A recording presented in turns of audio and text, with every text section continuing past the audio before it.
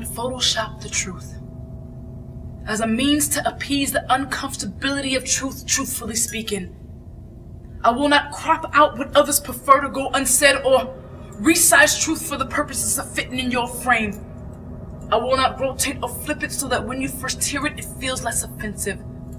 I believe scars are lessons learned, so I won't even fix any blemishes. I won't adjust the contrast to make the message a little bit brighter. I won't add any special effects so the image looks more like me as opposed to Christ. I see beauty in what you may see as ugly, because Christ somehow saw beauty in me. So I'd much rather shop his photo than Photoshop the truth. But he touched me. Oh, he touched me. And oh, the joy that floods my soul. And something happened and now I know he touched me. And then he touched me again. While he was supposed to be babysitting.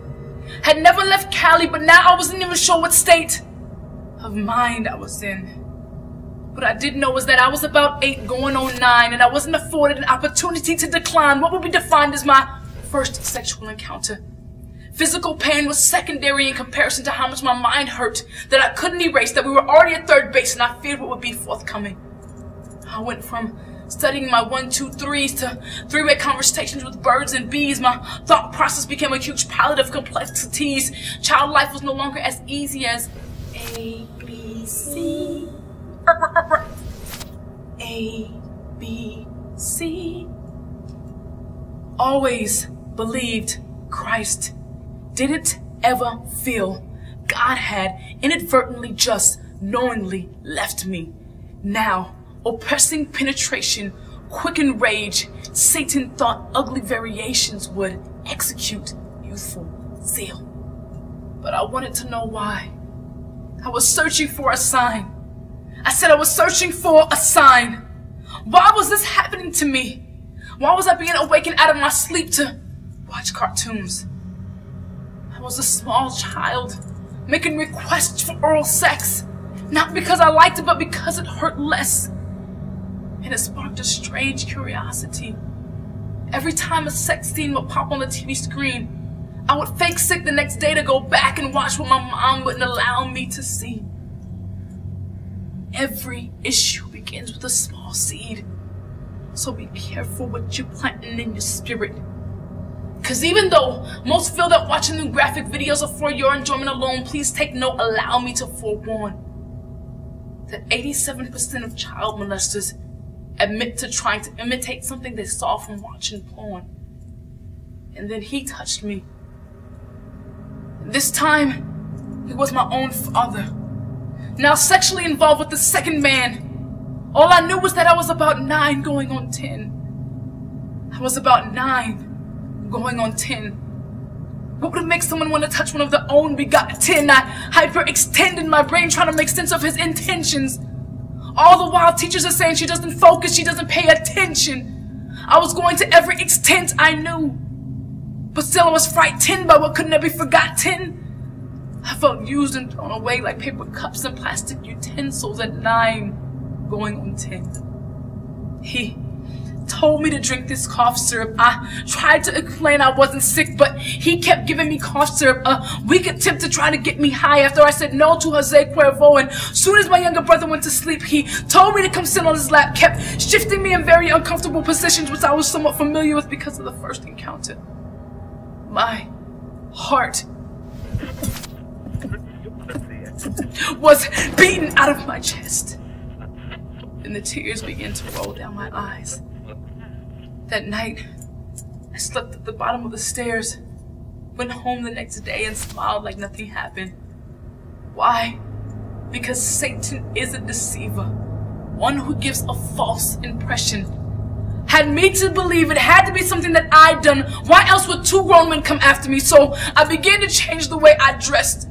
Started wearing baggy clothes because I figured it would draw less attention. Every Sunday I went to church, wishing that they could see in my eyes, but I didn't have the courage to verbalize, and oh, they saw all right. A women's meeting was held after service. I was brought to the front of the church as an example of what not to wear. They were so out of touch, so unaware. I just wished for one moment, just one moment, that someone would look past the fact that I was wearing pants and more towards the reason why I didn't want to wear a dress. I said I wish for one moment someone would look past the fact that I was wearing pants and more towards the reason why I didn't want to wear a dress. I stood there quietly, but on the inside, I was screaming, "Can anyone see that I'm hurting?" Or shall we continue this debate on denominations and what the women are wearing to Holy Convocation? I said, Satan is a deceiver, one who gives a false impression. I assumed numbness meant healing. I just had to be delivered. Even though the sight of me I hated, took no pride in how I looked because I figured no one wants somebody that's been molested. That's just nasty on top of complicated. So I took the pain, stored it in the back of my mind, threw it in a safe, and intentionally forgot the combination. Out of sight, out of mind. I mean, they prayed for me with blood soil, so I had to be delivered, right? Or at least I figured.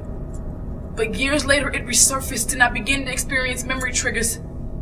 It became obvious that I could no longer put a band-aid on a wound that needed surgery. God had to be looking down like that's not why I allowed it or who I created her to be. I had created a habit of pretending like things never happened. Thought I could concoct my own healing remedy, which included reading, praying, and fasting. But the wound was infected and began to spread to every area of my life. All because I didn't want to sign the consent form to go under God's knife. I didn't want the surgery. I didn't want to face reality. I didn't want to answer him. I wanted him to answer me. What kind of God would allow an innocent child to be molested? Well, allow me to share with you one of the most beautifulest, ugliest revelations. The same God who sent his own son to die on a cross that most would be ungrateful for, and even more would take lightly, and even more would crucify him again with our actions.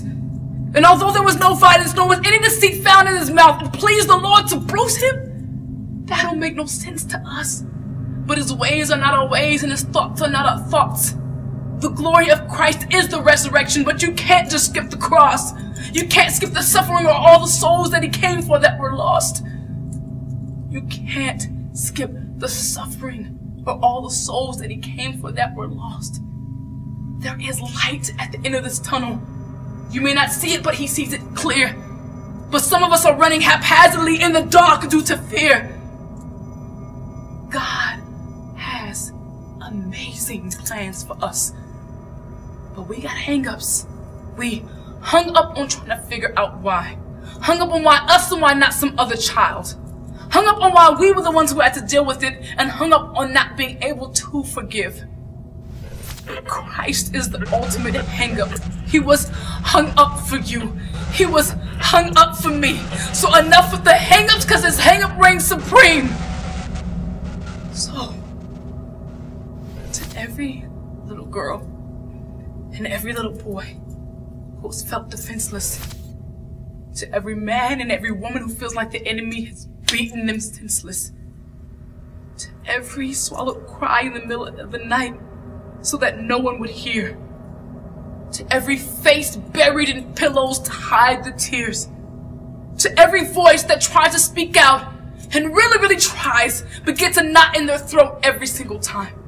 For every throat that the enemy tries to choke with asthmatic breaths of air, Christ is the breath of life. Let him be your inhaler. Some of us won't hear it unless it's from someone who went through.